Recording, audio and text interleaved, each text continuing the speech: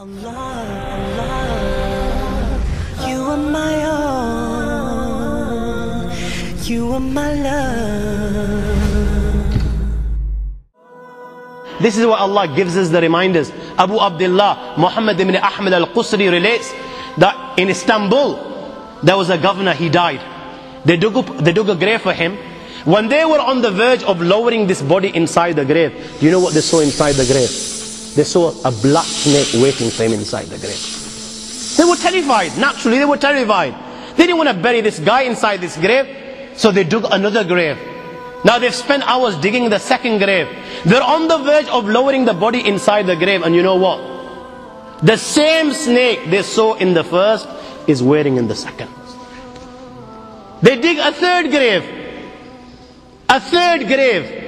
And they find, when they're on the verge of lowering this grave, all of a sudden, out of the blue, they find the same black snake inside the grave. I ask you, my young friends, you know, on that particular occasion, that narration, what do you think it suggests? How many graves do you think they dug on that day? 4, 5, 6, 7, 8, 10, 15, 20, 25, 30 graves. The narration says that on that day, they dug about 30 graves. Every time the grave was dug and they were on the verge of lowering this body inside the grave, they would find the same black snake waiting. Where are you going to hide?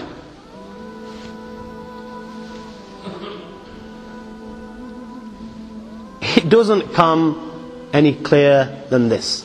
Where are you going to hide? Where?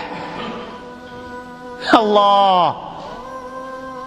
You know, even when you've gone 6 foot under, you can't get away. You've left the dunya and you've gone 6 foot under and you think you've got away with it. This is where it will begin. You know, fed up after digging so many graves, they consulted the ulama. What should we do with this person?